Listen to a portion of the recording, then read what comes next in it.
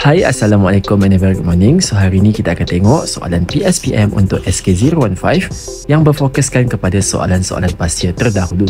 Untuk hari ini kita akan discuss untuk tahun 2022 dan juga pada tahun 2023. Untuk soalan yang kedua, kita kena sketch an energy level diagram to show the first 5 line involved when the electrons fall between the energy level in the Lyman series.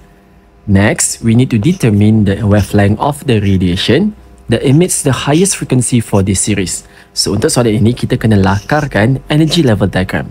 So, energy level diagram adalah satu rajah yang menunjukkan tenaga ataupun energi dan juga level of the elektron yang ada. And then kita kena tunjukkan transition antara 5 line yang pertama. Dan dia berlaku dalam Lyman series. So, sebagaimana yang kamu tahu, the ground state of the Lyman series adalah n equal to 1. Maksudnya, kejatuhan elektron tersebut boleh datang daripada mana-mana tingkat 2 ke, tingkat 3 ke, tingkat 4 dan kena berakhir dekat tingkat 1. So, sebab n equal to 1 refers to the Lyman series. So, itu benda yang kita kena take note. So, Lyman series, dia punya ground state dia adalah equal to 1. Jadi, kita perlu lukislah the energy level diagram dia begini. So dekat y-axis ada energy. Dekat x-axis kita kena labelkan dia punya n ataupun principal quantum number dia. So kita ada n equal to 1, n equal to 2, n equal to 3, 4, 5, 6 dan juga 7 lah dan seterusnya. So kalau kamu perasan dekat sini, bermula-mula sekali kita ada gap yang besar. Makin lama gap itu makin kecil, makin kecil, makin kecil, makin kecil, makin kecil, makin kecil, makin kecil. So ini adalah selaras dengan situation yang kamu nampak dekat dalam elektron tersebut, yang mana bila dia makin rapat, dia telah menghampiri convergence limit yang mana dia akan dapat ionized energy. Jadi kamu kena lukis berdasarkan gap yang makin lama makin kecil dan mesti label ke semua axis dan juga orbital dia. Seterusnya pula kamu kena tunjukkan 5 line yang pertama yang menghasilkan kejatuhan energi tersebut ke ground state equal to 1. Jadi untuk line yang pertama, 2 boleh jatuh kepada 1.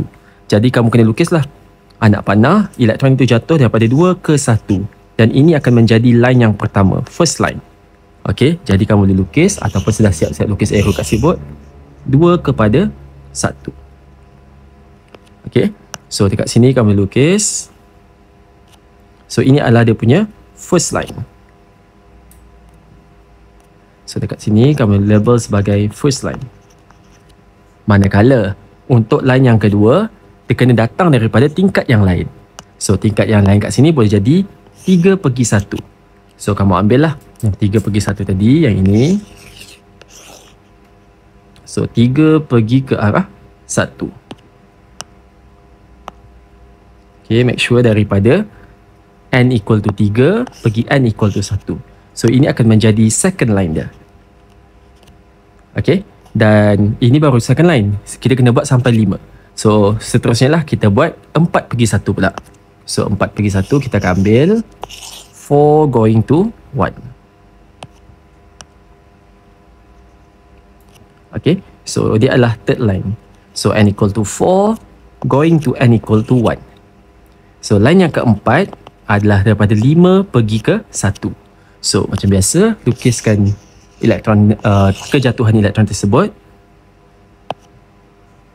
So ini kita kena lebihkan.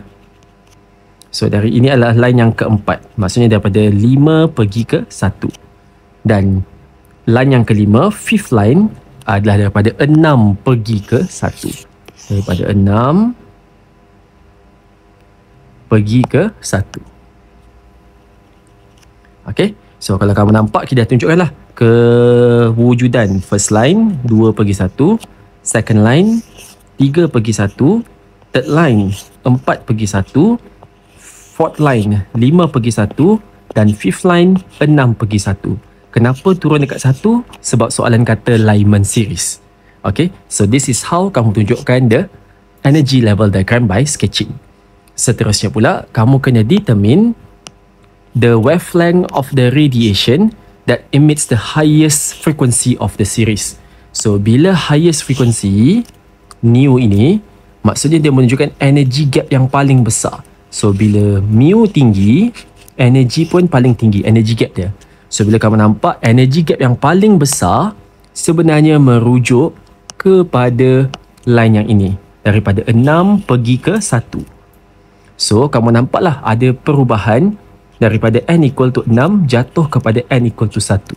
Energy gap dia paling tinggi. Maksudnya frekuensi dia pun lebih tinggi pasal dia adalah directly proportional.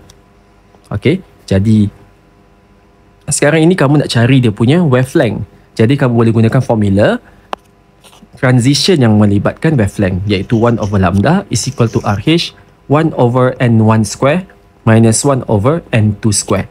Dengan syarat n1 lagi kecil daripada n2. So n1 kamu yang kecil adalah 1 dekat sini, manakala n2 kamu yang besar iaitu 6 square dekat sini. So kamu gunakanlah 1 over lambda. RH value kamu kena ambil yang 1.097 times 10 to the power of 7 meter minus 1. Jangan ambil yang 2.08 darab 10 kuasa negatif 18 joule. Ini tak boleh sebab kita nak cari wavelength. Jadi kena pakai yang unit meter minus 1 tersebut. Okey, dan N1 mesti lebih kecil, yang 1 dekat sini.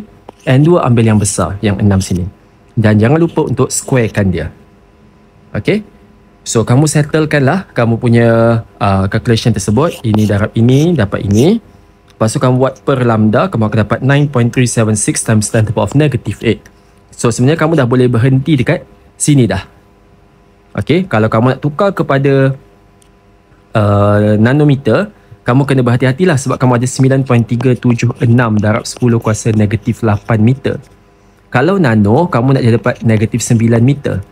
Jadi kamu kena gerakkan satu ke belakang. So kamu akan ada 93.76 times 10 to the power of negative 9 meter.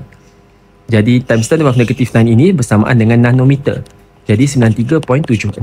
So sama maksud lah. Okay, so kamu boleh tulis yang ini, boleh tulis yang ini, ataupun boleh tulis yang ini. Ketiga-tiganya adalah betul. Okay, so itu sahaja untuk soalan 2A berdasarkan sketching dan juga highest frequency untuk cari dia punya wavelength. Senang saja.